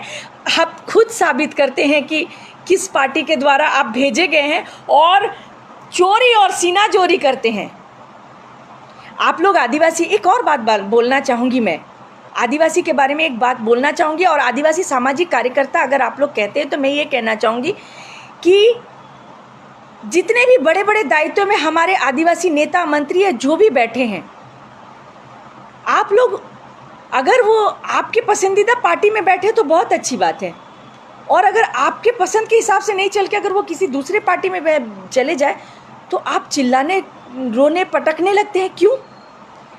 अगर वो जनजाति समाज का कोई व्यक्ति किसी भी पार्टी में, कांग्रेस में हो, जेएमएम में हो, बीजेपी में हो, आरजेडी में हो, जहाँ भी हो, अगर कोई बैठा है तो जो आप कहते हैं कि आदिवासी बहुत भोला भाला है, उस भोले भालेपन के लेकर आप उनके पास जाकर तो बात कर सकते हैं, शांति से बात कर सकते हैं कि हमारे आदिवासी समाज के साथ में ऐसा हो रहा है, आप इस पर कुछ कीजिए। आप वो बात नहीं करके आप लोग भीड़ जमा करते हैं, ये जवाब दो, वो जवाब दो, भूल जाते हैं, खुद को खुद ही साबित बोलते हैं कि हम लोग बहुत सीधे साधे हैं, और खुद ही नंगा नाच करना शुरू कर देते हैं, खुद ही चिल्लम चिल्ली करना शुरू कर देते हैं। और शर्म की बात और दुख की बात तो वो है, जिस विशेष समुदाय के द्वारा हमें इतना तकलीफ दिया जा रहा है, उनको अपने सपोर्ट में लेकर जा रहे हैं। मतलब आप आदिवासी को तो आप खुद कमज़ोर कर रहे हैं, एक आदिवासी को कमज़ोर तो आप खुद कर रहे हैं। एक आदिवासी, मैं भी आदिवासी हूँ, अकेले निकलती हूँ, कोई व्यक्ति बोले कि प्रिया मुंडा भीड़ लेकर निकलती है, बीइंग आदिवासी, एक उरांव समुदाय में मेरा जन्म हुआ और मुंडा समाज में मेरी शादी हुई, मैं आदिवासी महिला होकर नक्सली क्षेत्रों में, इफेक्टेड एरियाज में अकेले घुसकर अपने समुदाय के लोगों को बचाती हूँ, अपने समाज के लोगों को बचाती हूँ। केसेस लगे, नॉन बेलेबल मेरे पे धाराएं लगी, नॉन बेलेबल धाराएं मुझ पर लगाई गई, कई 107 है मुझ पर, लेकिन मैंने कभी किसी को मदद के लिए नहीं बुलाया। मैंने कभी किसी को मदद के लिए नहीं बुलाया कि मैं अकेली जा रही हूँ, आप आइए। कभी मैंने किसी को नहीं बुलाया। और आप लोगों को अपने समाज की बात करने के लिए एक विशेष समुदाय की जरूरत पड़ गई। छी है आप पर। फिर आप आदिवासी डरपोक, मैं तो कई बार आपसे बोलती हूँ कि मतलब आदिवासी लोग इतने मजबूत हुए, हमारे बड़े माने हमारे जो पूर्वज हैं वो कितने मजबूत हैं, उनके विषय में मैं नहीं समझती हूँ कि आप लोगों को बोलने की मुझे आवश्यकता है। ये इतिहास में लिखा है, भगवान बिरसा मुंडा, सीधो कानो, फूलो जानो, चांद भैरो और कई नाम है, तिलका माझी। जब पूरा देश गुलाम था ना, तब हमारे जंगल गुलाम नहीं हुए। हम आदिवासियों ने अपने जंगल को गुलाम होने नहीं दिया। और ये कुछ आदिवासियों को देखिए, ये अकेले खड़े भी नहीं हो सकते अपने समुदाय के लिए। इनको एक विशेष समुदाय की ज़रूरत है, उनको लेकर वो आए हैं अपने बीए में। क्यों? तुम्हारे में दम नहीं है? एमपी में हुआ, आपको यहाँ दर्द हुआ, यूपी में एनकाउंटर हुआ, आपको यहाँ दर्द हुआ। तो अभी कुछ दिन पहले तमाड़ बुंडू के पास में एक व्यक्ति ने सरना माँ को गाली दी, तब तो आप लोगों ने चिल्ला चिल्ली की, मीडिया में थोड़ा आ गया, उसके बाद आप लोग शांत। क्या उस व्यक्ति को जिसने सरना को गाली दी थी, उस व्यक्ति को आपने जेल के अंदर में डाला, उसके लिए कुछ किया? नहीं। अभी आगे बोलती हूँ। संध्या तोपनो, जिनको टुपुदाना थाने में गौ तस्करों ने 100 मीटर घसीट कर उसको मार दिया, वो भी आदिवासी महिला थी। और ये गौ तस्कर कौन है मुझे बताने की ज़रूरत नहीं है, और आपको अपने आदिवासी समुदाय को बचाने के लिए इनकी ज़रूरत पड़ रही है। लानत है आप पर, थू है आप पर कि आप आदिवासी होकर इतने कमज़ोर। आदिवासी कभी कमज़ोर हो ही नहीं सकता। आदिवासी मजबूत था, आदिवासी मजबूत है, इसीलिए आज भी लोग आदिवासी एरिया में उल्टे सीधे चीज़ करने से डरते हैं। डरना चाहिए, लेकिन आप जैसे कुछ आदिवासियों के वजह से आज हमारे आदिवासी क्षेत्र कमज़ोर होते जा रहे हैं, क्योंकि आप जैसे कुछ सामाजिक कार्यकर्ता जो है सुविधावादी है, राजनीति कर रहे हैं अपने समाज को लेकर। शर्म आनी चाहिए आपको। कल को आप अपने बाल बच्चों को, अपने आने वाली पीढ़ी को खतरे में डाल रहे हैं, इसका भी आभास आपको नहीं है। तो ये जो संध्या तोपनो है भाइयों, संध्या तोपनो एक पुलिस इंस्पेक्टर थी, और हमारे रांची में ही, झारखंड में ही, रांची की राजधानी झारखंड में एक टुपुदाना थाना है, उस थाने में वो तैनात थी। और उनको ये खबर मिलती है कि एक गौ तस्कर की गाड़ी जो है वो उधर से सिमडेगा से होते हुए, हमारे रांची से होते हुए आगे बंगाल की तरफ निकल रहा है। तो उन्होंने उनको रोकने के लिए अपने थाने के सामने जाकर उनको रोकने का प्रयास किया। तो इन गौ तस्करों ने उनको 100 मीटर घसीटते हुए निर्मम हत्या उनकी कर दी। तब ये आदिवासी कार्यकर्ता कहाँ थे? तब किसी ने घेराव नहीं किया, तब किसी ने जेएमएम का ऑफिस को घेराव नहीं किया। अभी क्योंकि सरकार तो जेएमएम की है, तो जेएमएम के वहाँ पे और मुख्यमंत्री के वहाँ पे घेराव होना चाहिए था कि हमें इमीडिएट उस गौ तस्कर को सजा, उम्र कैद नहीं तो फांसी की सजा होनी चाहिए। कितने आदिवासी कार्यकर्ता इस पर बात किए? आपने जो कल परसों यहाँ पे बीजेपी ऑफिस पे आप चिल्ला रहे थे, गालियाँ दे रहे थे बड़े बड़े अधिकारियों को, शर्म आनी चाहिए आप लोगों को। आप लोग संध्या तोपनो के लिए कितनों ने, मुख्यमंत्री जी जो आपके खुद के पसंद किए, जो अभी आप ही लोगों ने कल स्टेटमेंट दिया कि 24 में बताएंगे, 19 में तो आपने बता ही दिया।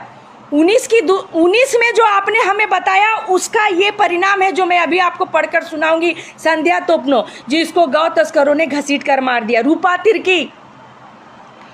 तिर्की के बारे में बोलने के कोई, मैं सब लोगों को पता है, जो बाहर के लोग हैं उनको भी बता दूं कि हमारे मातल सरकार, हमारे दादा, हमारे बहुत सम्मानीय दादा हेमंत दादा, हमारे दादा में इतनी हिम्मत है कि सबको हिम्मत आ गई है। सब ये कहते फिरते हैं कि हेमंत है तो हिम्मत है। मतलब जिस दिन से दादा ने पद संभाला ना, उग्रवादियों को हिम्मत आ गई। दादा धन्यवाद, इतना इतना आप हिम्मत, मतलब मानना पड़ेगा। तो आपने खुद ने उनको बुला कर लाए थे, तो उन्हीं के सलाहकार ने उनके ऊपर ये इल्ज़ाम आया कि उन्होंने ये हत्या की है। तब आपने घेराव किया, आपने बोला हमने रूपा तिर्की के मामलों के कोर्ट तक पहुँचे। फिर कोर्ट में डेट पर डेट पड़ेगा, और वो ऐसे क्योंकि फिर ऊपर से प्रेशर आएगा और उसके बाद जो होना है हो जाएगा। कोर्ट तक पहुंचाना क्या इसका अंतिम समाधान है? अंतिम ये है। मैं एक बात और आपको बताऊंगी, इसमें भी ज़रूर गाली पड़ेगी, देखिएगा कल ये जब मेरे YouTube में डलेगा और सब डलेगा तो बहुत सारे लोग गाली देने आएंगे। आप लोगों में से बहुत सारे लोगों को मालूम होगा कि दारा भाई उड़ीसा के दारा भाई जो कि यूपी से हैं, वो आज 23 सालों से केओंझर जेल में बंद है। और उनको जेल में बंद रखने के पीछे भी बहुत राजनीति थी। पहले जिनकी राजनीति के वजह से वो जेल के अंदर गए, उनकी तो राजपाट ही चला गया, लेकिन अब भी राजनीति चल रही थी। और 22 सालों बाद भी उनको रिलीज़ नहीं किया जा रहा था। तब उड़ीसा के लड़कों ने मुझे कांटेक्ट किया कि दीदी आप इस मामले में देखिए, आप इस मामले को देखिए, दारा भाई के ऊपर जो चल रहे हैं मामलों उनको देखिए, और उनको मर्सी एक अपील हमें करना था, वो मर्सी अपील आप कीजिए। वो मर्सी अपील मैंने किया और उनके ऊपर 3 केसेस में से 2 केसेस को मैंने ख़त्म किया। अभी 1 केस है, वो भी जल्द ख़त्म कर दूँगी।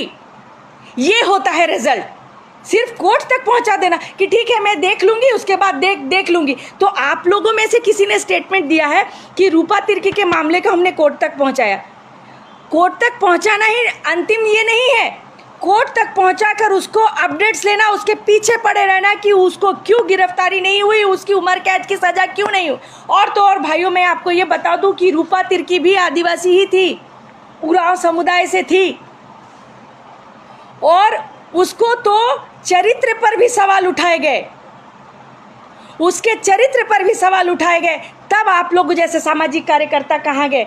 रूबिका पहाड़िया, जिसको कई टुकड़े कर जंगल में फेंक दिया गया कुत्तों को खाने के लिए, तब आप लोग कहाँ थे? मांडर में एक आदिवासी लड़की को चलती कार में कुछ विशेष समुदाय के लोगों ने रेप किया था, तब कहाँ गए थे आप? सुनीता खाखा वाला मामला मैंने देखा था। सुनीता खाखा वाला मामला मैं आपको बता दूं, मैं बीजेपी ऑफिस घेरने नहीं गई, मुझे कोई आवश्यकता नहीं है दिखावा करने की, मुझे ज़रूरत नहीं है बीजेपी ऑफिस घेरने की।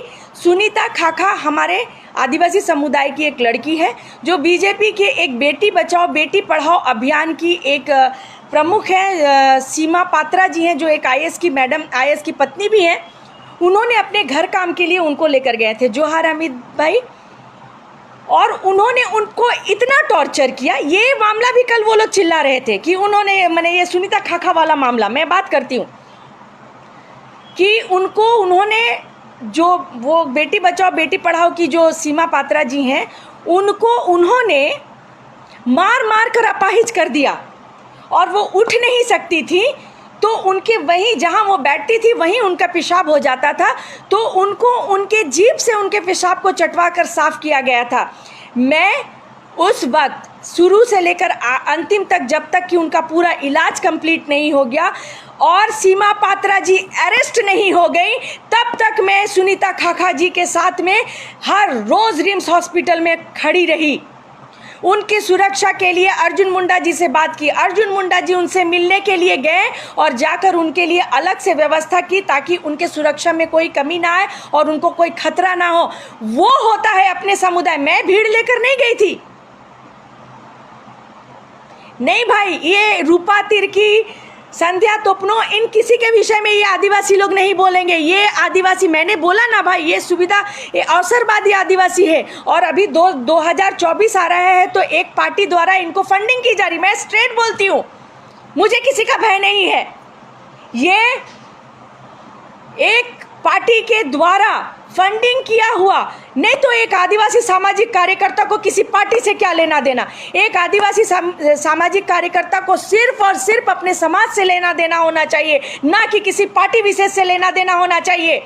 अगर आप एक आदिवासी सामाजिक कार्यकर्ता हैं तो आपका ये देखना है कि आपके समाज को कौन नष्ट कर रहा है, आपके समाज के साथ में कौन खिलवाड़ कर रहा है, आप उसको टारगेट कीजिए, ना कि कोई एक विशेष पार्टी को। क्योंकि मैं बार बार कहती हूँ और आगे भी कहूँगी कि कोई भी आदिवासी सामाजिक कार्यकर्ता किसी पार्टी का नहीं होता है। जिस दिन वो किसी पार्टी का कार्यकर्ता बन जाता है उस दिन वो राजनीति में चला जाता है, वो सामाजिक कार्यकर्ता नहीं कहलाता है। तो कोई भी आदिवासी सामाजिक कार्यकर्ता कभी कोई पार्टी विशेष को कैसे, आप हर एक को टारगेट कीजिए, आप इंडिविजुअली एक पार्टी को क्यों टारगेट करेंगे?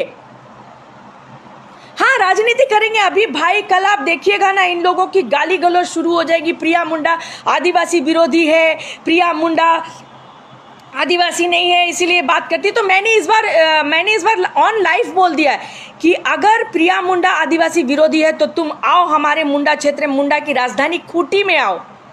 मुंडा की जो लोग मुझे आदिवासी विरोधी कहते हैं और आदिवासी नहीं है कहते हैं, उनको मैं खुला चैलेंज देती हूँ, अगर एक माँ के बेटा हो गए तुम और तुम सच्चे आदिवासी हो गए तो मुंडाओं की राजधानी खूंटी में आओ और हमारे पाढ़ा राजा से ये सवाल करके सवाल करो कि पूछो कि प्रिया मुंडा उसके सामने बोल के देखो, जो हमारे पाढ़ा राजा ने तुम्हारे चमड़ी उधेड़ कर तुमको जूता नहीं पहना दिया ना, तो हम आदिवासी भी आदिवासी नहीं। ये दोगले आदिवासी लोग यहाँ पे राजनीति करने सिर्फ आते हैं और इन लोगों की राजनीति की वजह से हम लोगों को इतनी सारी परेशानियों का झेलना पड़ता है। मैं एक महिला, अकेली महिला होकर इतने बदलाव ला सकती हूँ और ये कुछ सामाजिक कार्यकर्ता है जो पानी पी पी कर ढूंढ कर आदिवासी नेताओं को निकालते हैं, वो भी कोई दूसरे नेताओं को नहीं। आप कभी नहीं देखेंगे कि बंधु तिर्की जी को गाली दिया, और भी बहुत सारे आदिवासी नेता, किसी को गाली ये नहीं देंगे, किसी को गाली नहीं देंगे, ये सिर्फ ढूंढ के बीजेपी को। तो ये तो एक विशेष पार्टी द्वारा ही प्रायोजित है। बाबूलाल मरांडी जी ने अगर कहा कि एक पार्टी द्वारा प्रायोजित है तो क्या गलत कहा, और इसके तो प्रमाण मैं दे रही हूँ। वो एक सामाजिक कार्यकर्ता बाबूलाल मरांडी जी से कहते कि साबित करो। अरे यार तुम साबित करो ना कि तुम ये किसी पार्टी द्वारा प्रायोजित नहीं था। तुम्हारा तो एक स्टेटमेंट लग रहा था, पॉलिटिकल स्टेटमेंट है, कहीं से भी सोशल नहीं लग रहा था। तुम लोग तो सिर्फ 2024 की बात कर रहे थे, तो ये सामाजिक बात कहाँ से हुई? और अगर तुम आदिवासी की बात करने आए तो आदिवासी की बात करो ना। यूपी में एनकाउंटर हुआ तबरेज को तुमको क्या लेना देना? तुम्हारे समाज से था क्या वो?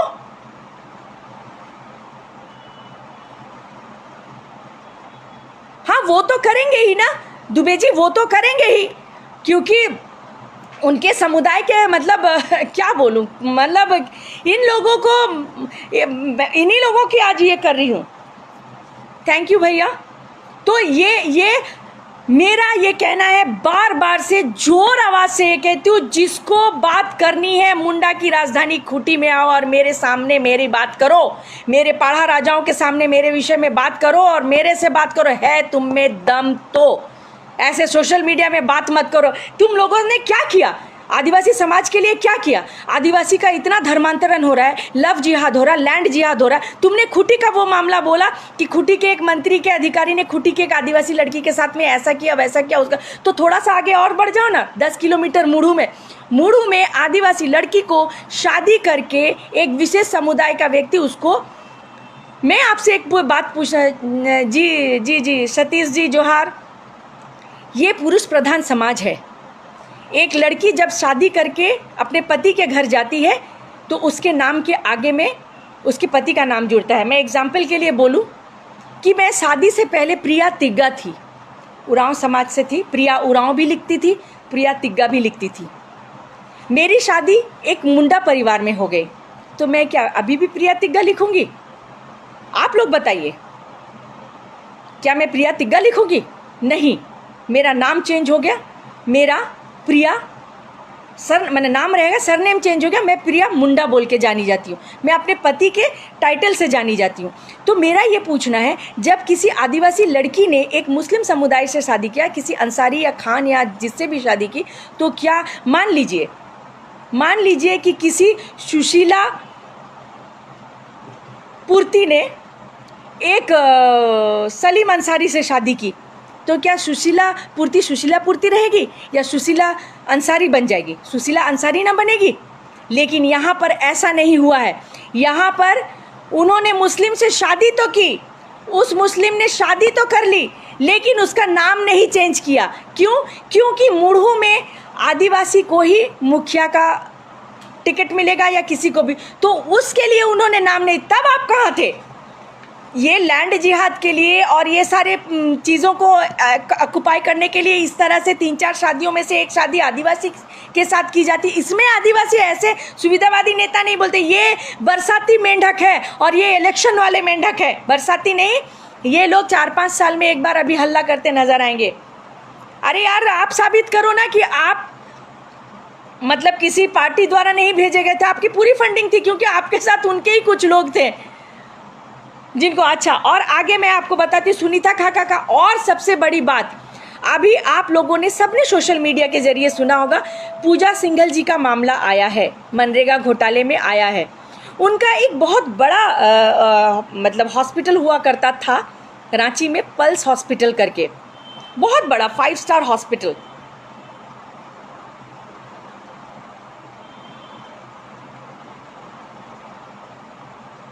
जी धन्यवाद, बिल्कुल आपने सही कहा। यहाँ पे जितने आदिवासी कार्यकर्ता आपको दिखेंगे मुझे गाली देने, मुझे जो गाली देता है ना, आप ये समझ लेना, मतलब जो आदिवासी मुझे गाली देता है और जो आदिवासी कहता है कि आदिवासी विरोधी है, वो सबसे बड़ा आदिवासी का दुश्मन है, मैं ये कहती हूँ। और जिसको दम है वो मेरे सामने आकर बात करे। तो ये जो पल्स हॉस्पिटल की मैं बात कर रही हूँ, 5 स्टार हॉस्पिटल है पल्स हॉस्पिटल, वो एक मुंडा की ज़मीन पर है। इतना बड़ा हॉस्पिटल जो है एक मुंडा की ज़मीन पर है। तब मैं पूछती हूँ, ये जो कल परसों जो ये घेराव करने के लिए आदिवासी कुछ लोग गला फाड़ फाड़ कर जो चिल्ला रहे थे, वो लोग आज तक वो ज़मीन को उन मुंडाओं को वापस क्यों नहीं करवाया? वहाँ पर आपने घेराव क्यों नहीं किया?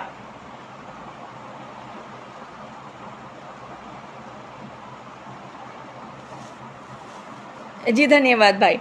तो मैं ये पूछना चाहती हूँ, उस वक्त आप कहाँ थे? उसके बाद संथाल परगना की पूरी डेमोग्राफी चेंज कर दी गई है। संथाल परगना की पूरी डेमोग्राफी बदल गई है। बांग्लादेश से भर भर के लोगों को ला रहे हैं संथाल परगना में और आदिवासी लड़कियों को फंसाने का काम कर रहे हैं। और तो और पूरे झारखंड में धर्मांतरण एक सबसे बड़ा डैमेज कर रहा है आदिवासी। सबसे ज़्यादा अगर डैमेज कर रहा है आदिवासी को, अगर ख़त्म कर रहा है, तो है अवैध धर्मांतरण।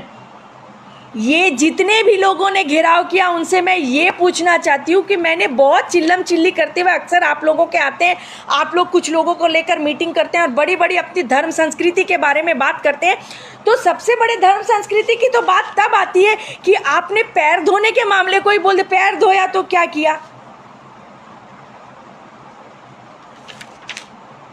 तो मैं ये कहना चाहती हूँ कि ये पार्टी विशेष को जाते जाते इन लोगों ने क्या कहा कि 2024 में आपको बताएंगे। ये जो पेशाब कांड हुआ इसका आपको हम 2024 में बताएंगे। अरे जाओ, तुम क्या बताओगे? तुम्हारे में इतनी औकात है कि तुम तो आदिवासी कहलाने लायक नहीं हो। किसी के नाम के पीछे में मुंडा उराव ये हो लिख देने से वो आदिवासी नहीं हो जाता।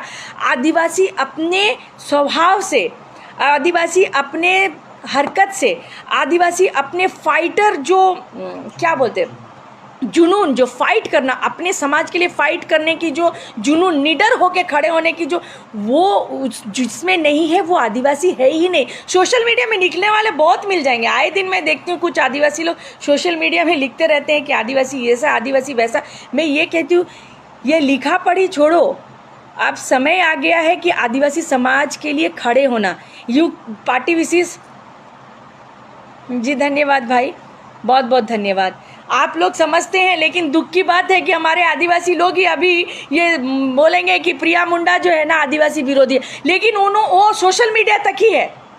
सोशल मीडिया, कुछ लोग तो मुझे जांचने, कुछ दिनों पहले कुछ लोगों ने मुझे जांचने का भी प्रयास किया, मुझे मुंडा भाषा में बात करके मुझे जांचने का प्रयास किया कि ये आदिवासी है कि नहीं। अरे नालायक, मैं एक उरांव समाज में पैदा हुई, मुझे उरांव भाषा, कुड़ुक भाषा बोलना आता है।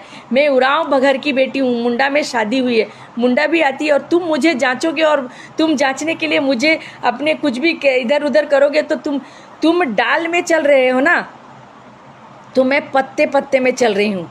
और ये जो सिर पे दिखाई दे रहा होगा 2-4 पके हुए बाल, ये मैंने धूप में नहीं सुखाए हैं, ये धूप में सफ़ेद नहीं किए हैं मैंने, है ना। ये छोड़ो, आप रहने दो।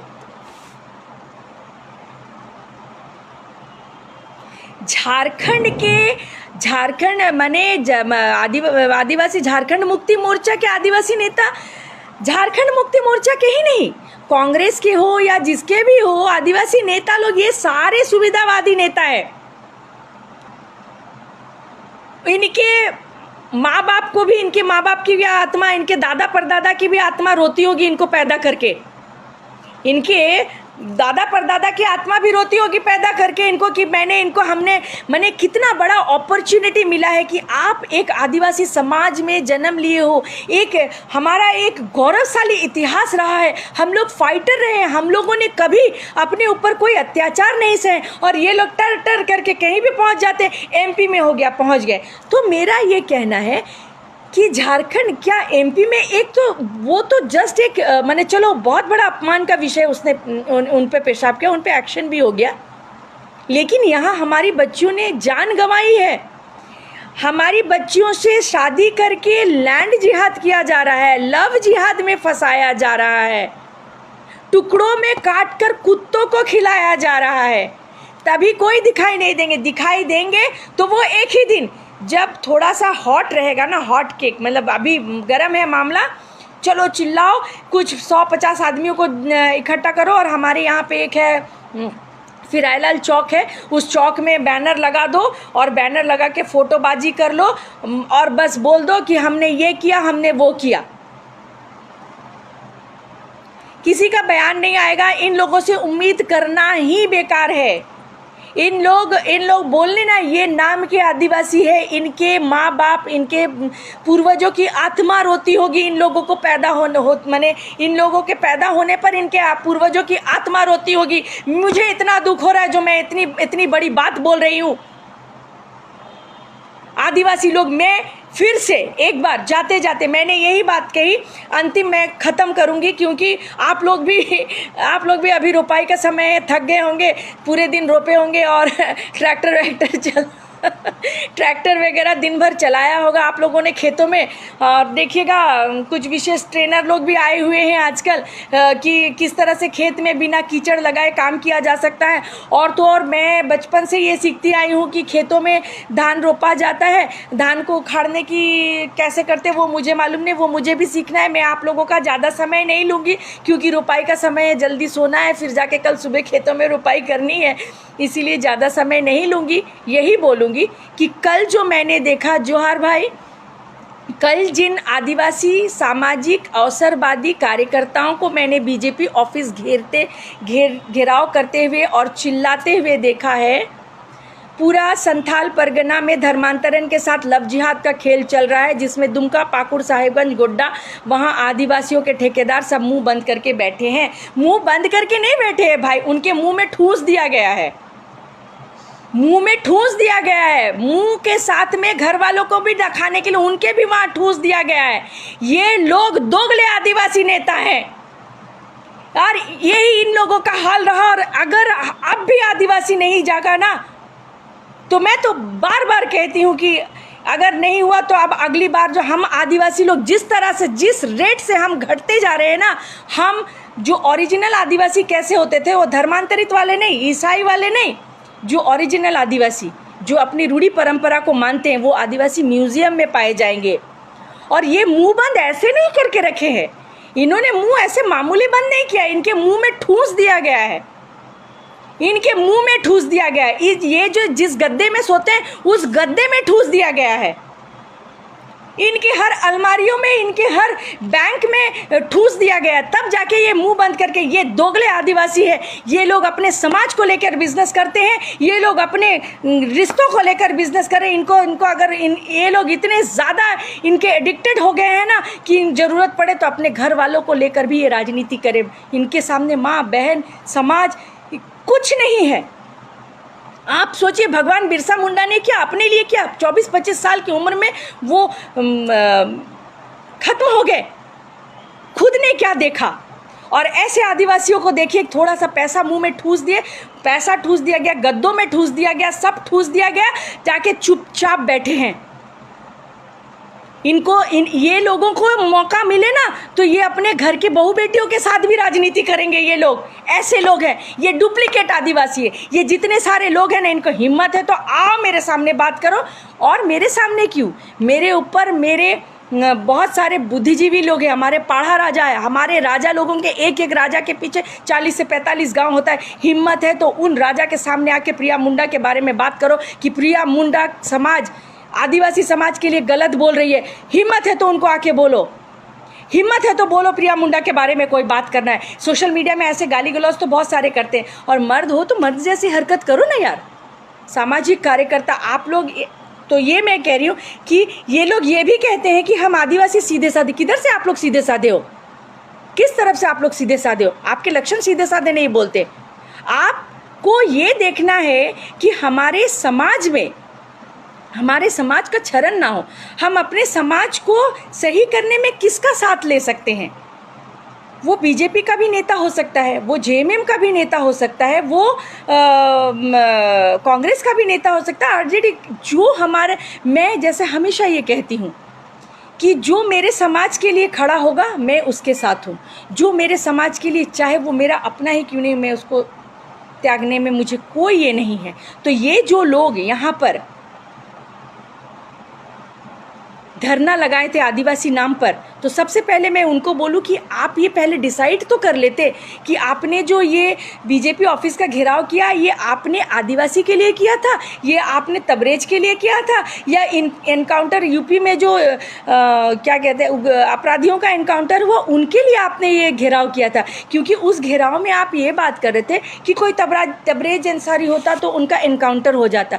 भाई तबरेज अंसारी हो चाहे कोई भी हो या कोई भी हो, जिनका एनकाउंटर होगा वो ऐसा काम करेंगे तो वो एनकाउंटर होगा। और यूपी में आप देखो सिर्फ वो लोग ही एनकाउंटर नहीं हुए, कुछ जो विशेष समुदाय से ऐसे लोग नहीं थे, जो एक दुबे थे, वो तो उस विशेष समुदाय थे नहीं थे, उनका भी तो एनकाउंटर हुआ। आप लोग उस बात को क्यों नहीं बोलते? विकास दुबे का एनकाउंटर हुआ, और भी एक कोई नाम था, उनका एनकाउंटर। और आप तो आदिवासी हैं, आप आदिवासी सामाजिक कार्यकर्ता हैं, आप आदिवासी के हितों के बात करेंगे, आदिवासी पे हो रहे अन्याय पर बात करेंगे। और मैं और एक बात पूछना चाहती हूँ, आदिवासी कमज़ोर कब से हो गया कि आदिवासी को अपने साथ के लिए, आदिवासी समुदाय के अलावा दूसरे किसी को अपने साथ लाने की ज़रूरत है? आप लोगों को तो प्रिया मुंडा से सीखना चाहिए। एक महिला, खूंटी जैसा क्षेत्र, उस पर कोई नहीं कहेगा, कोई कभी कह भी नहीं सकता कि प्रिया मुंडा झुंड में गई है। झुंड में तो सियार आते हैं। तो क्यों आदिवासी को सियार कहलाने में तुले हुए हो? क्यों आदिवासी को बदनाम करने में तुले हुए हो? क्यों आदिवासी को कमज़ोर करने में तुले हुए? आदिवासी खुद में इतना मजबूत है। जब उस वक्त, जिस वक्त अंग्रेज आधुनिक हथियारों से वो लोग लैस थे, तब सिर्फ भगवान बिरसा मुंडा बिना किसी उस तरह के हथियार से उनसे लोहा ले सकते थे। तो अभी तो बहुत सारी ये है। तो मैं और एक बार इन आदिवासी कार्यकर्ताओं को बोलती हूँ कि कोई भी आदिवासी कार्यकर्ता कभी किसी पार्टी विशेष का हो नहीं सकता।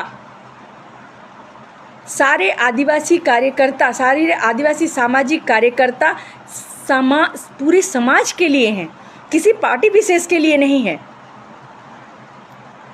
हाँ बिल्कुल, हिंदू अपराधी को मारा गया, लेकिन ये लोग नहीं बोलेंगे। और भाई सबसे आश्चर्य की बात है, कल बीजेपी ऑफिस भाई घेरा गया था हम आदिवासियों के कुछ नेताओं के द्वारा, और उन्होंने वो वहाँ पर अपने साथ किनको लेकर गए थे? विशेष समुदाय के व्यक्ति लोग वहाँ पर स्टेटमेंट दे रहे हैं मीडिया पर कि आदिवासियों का न्याय होना चाहिए। जो लोग आदिवासियों के बच्चों को टुकड़े करके कुत्तों को खिला रहे, वो हमारे लिए न्याय मांग रहे। और ये लोग देखिए कितने बेशर्म हैं, ये लोग इतना कमज़ोर, ये लोग आदिवासी को बना रहे। वहाँ पर वो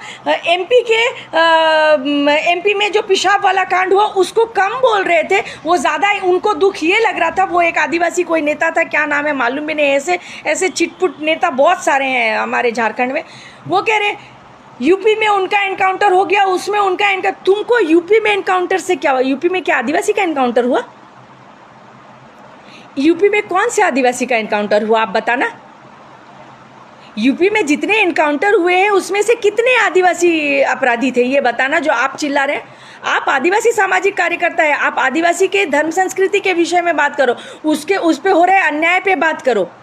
और आप ये बोलो, आप यूपी के तो इनकाउंटर के बात कर लिए, आपके हरियाणा सरकार ने यहाँ पे झारखंड में कितनों का इनकाउंटर किया, आपने कितने का घेराव किया, और आपका घेराव टीम हमेशा बीजेपी ऑफिस की तरफ रुख क्यों करता है? मैं आपको ऐसे बहुत सारे केसेस दूंगी, अगर आपको घेराव करने का इतना शौक है तो मैं घेराव करने के लिए आपको बहुत सारे केसेस दूंगी, जो कुछ कांग्रेस के हैं और कुछ आपके हमारे दादा हेमंत दादा, मेरे बहुत ही सम्मानीय दादा हेमंत दादा के हैं, वहाँ जाइए घेराव करने। और अभी एक और है हमारे मांडर के एक्स, वो भी बहुत चिल्ला चिल्ला कर आदिवासी की बात कर रहे थे कि आदिवासी के साथ अन्याय हुआ, और आपने जो घर में बुला कर आदिवासी को पीटा उसके बारे में क्या बात करेंगे, क्या बोलना चाहेंगे आप यूपी में एमपी में जो आदिवासी पर पेशाब किया तो आप हल्ला चिल्ला करना शुरू कर दिया आपने।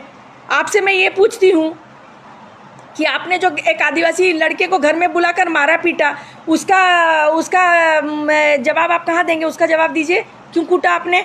आपसे कौन सवाल करेगा? तो फिर वो उन आदिवासी कार्यकर्ताओं को बुलाते हैं जो आदिवासी कार्यकर्ता ऐसा कर रहे हैं।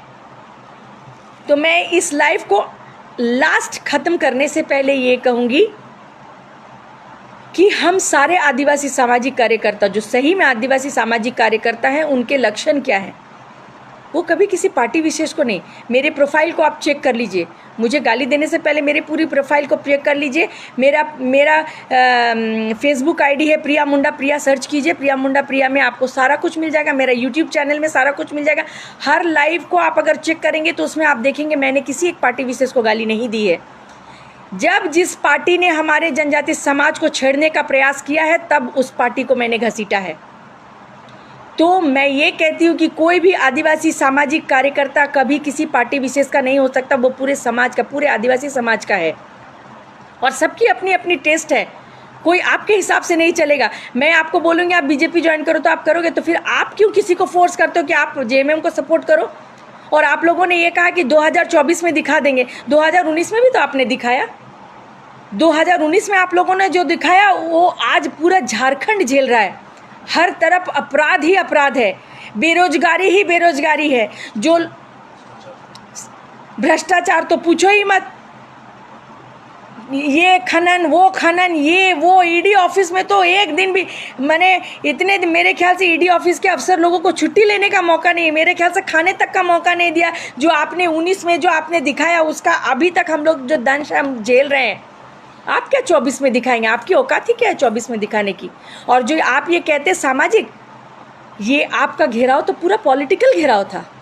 और अंतिम बार आपसे ये चैलेंज मैं करती हूँ, मैं किसी पेपर में मुझे चमकना नहीं है, आप चमकने के लिए अपने फ़ोटो के साथ में आपने डाल दिया कि बाबूलाल मरांडी जी ये साबित करें कि ये किसी पार्टी द्वारा प्रायोजित था। बाबूलाल मरांडी जी क्यों साबित करेंगे? तुम साबित करो ना कि ये किसी पार्टी द्वारा प्रायोजित नहीं था।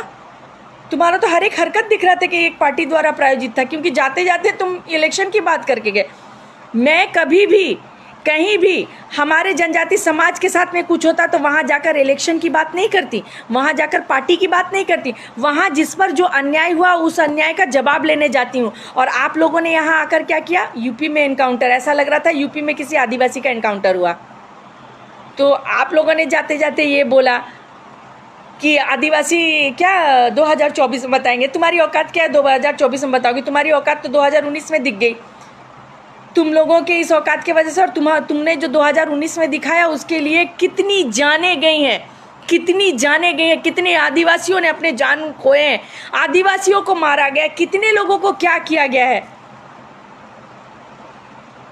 बात करते हो तो मैं इस लाइव के माध्यम से, गाली तो मुझे बहुत पड़ेगी, मुझे कोई फ़र्क नहीं पड़ता, आदत सी पड़ गई है गाली सुनने में। मज़ा भी आता है। क्यों मज़ा आता है मैं आपको बता दूं मेरे भाइयों, क्योंकि गाली वो लोग देते हैं जिनके दुखते रग पे मैं पैर अच्छे से रगड़ कर रखती हूँ।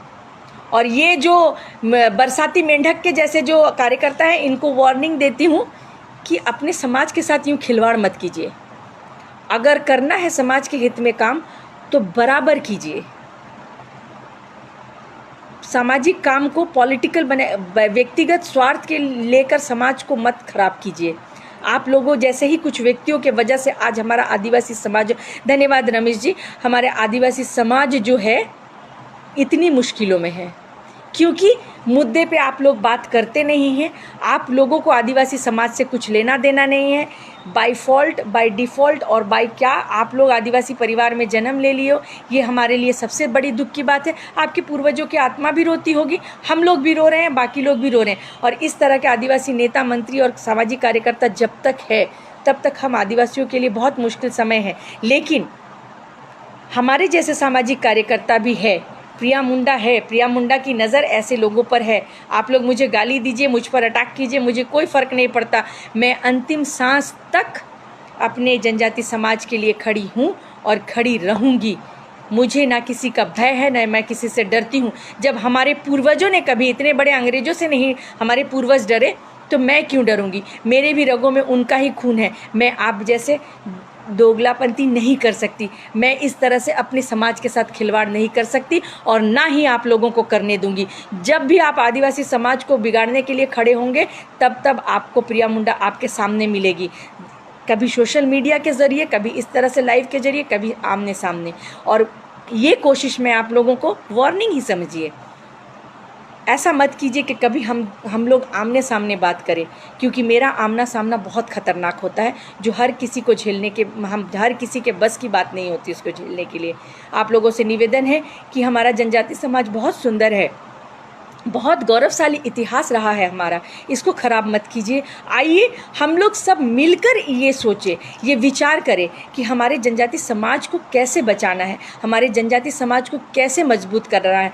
हमारे पूर्वजों के छोड़े हुए जो मतलब गौरवशाली इतिहास है, उसको हम लोग किस तरह बरकरार रखें, किस तरह से हम लोग उस इतिहास को अच्छा कर संजो कर रख सकें। आइए हम सब ये कीजिए। मेरी बातों का बुरा मत मानिए। जिन लोगों को मैंने गुस्से में बोला, उन लोगों से निवेदन करती हूँ कि मेरे बातों को अन्यथा मत लीजिए। सच में दिल से अपने आदिवासी समाज के लिए कार्य कीजिए, क्योंकि आज जो आप अपने समाज के लिए जो कार्य कर रहे हैं, वो हो सकता है इसका फल आप नहीं काटे, लेकिन कल को आपकी आने वाली जो पीढ़ी है, वो आने वाली पीढ़ी इसका, जैसे हमारे पूर्वजों ने हमारे लिए किया तो आज हम शांति से जी पा रहे, वैसे जो आज कार्य हम करेंगे, हमारे आने वाली पीढ़ी जो है सुख शांति से जिएगी।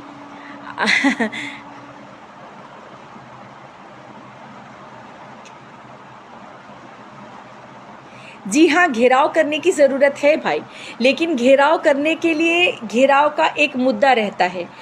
हम किसी पार्टी विशेष को नहीं बोल सकते, और एक व्यक्ति को जब कोई व्यक्ति कुछ अन्याय करता है तो उसको सज़ा दी जाती है, उसके बाद चुप हो जाना चाहिए। आप घेराव किए हैं, अगर कोई आदिवासी सामाजिक कार्यकर्ता है तो अपने आदिवासी मुद्दों पर ही बात करें, अपने आदिवासी पे हो रहे अत्याचारों पर ही बात करें। यहाँ पर कुछ लोग जो बीजेपी ऑफिस का घेराव करने गए थे, वो यूपी के इनकाउंटर की बात करें। जैसा लग रहा है कि यूपी में जो इनकाउंटर हुआ, वहाँ पर हमारे आदिवासियों को इनकाउंटर किया गया। मूर्खों की तो कमी नहीं है हमारे समाज में, लेकिन फिर भी निवेदन करना चाहूँगी कि अगर कुछ नहीं आता है तो आइए हमारे मुंडाओं की राजधानी खुट्टी में आइए। हमारे बहुत अच्छे अच्छे बुद्धिजीवी हैं, आपको हमारे धर्म संस्कृति के बारे में बताएंगे, बहुत सारी चीज़ें बताएंगे जो आपको मदद मिलेगी। आप आइए, हम लोगों के साथ बैठिए, हम लोग आपको अपने पूर्वजों के गौरवशाली इतिहास के बारे में बताएंगे, जिससे हो सकता है कि आपके अंदर का जो है आत्मा, आपके अंदर का जो सोई हुई आत्मा, वो जाग जाए और आप सही तरीके से अपने जनजाति समाज के लिए काम करें। ये काम इतना आसान नहीं है। मैं या आप या कोई भी अकेले इतने बड़े समाज का कार्य नहीं कर सकते। हम सबको मिलकर करना है, हम सबको इकट्ठा होकर काम करना है। इस तरह के किसी के बात को और व्यक्तिगत स्वार्थ को लेकर कभी भी अपने समाज के साथ खिलवाड़ नहीं करना चाहिए। मैं आप सबसे निवेदन करना चाहूँगी, और ऐसे सारे आदिवासी सामाजिक कार्यकर्ताओं से हाथ जोड़कर निवेदन करना चाहूँगी कि अब हमारा, बार बार कहूँगी कि हमारा बहुत ही गौरवशाली इतिहास रहा है, और इसको सही बनाए रखने के लिए हम ही कुछ कर सकते हैं। इसको इस तरह बर्बाद मत कीजिए, किसी और की बातों में आकर इसको ख़राब मत कीजिए। आइए मिलकर अपने जनजाति समाज को, अपने आदिवासी समाज को, अपने पूर्वजों के गौरवशाली इतिहास को सुंदर और मजबूत बनाएं।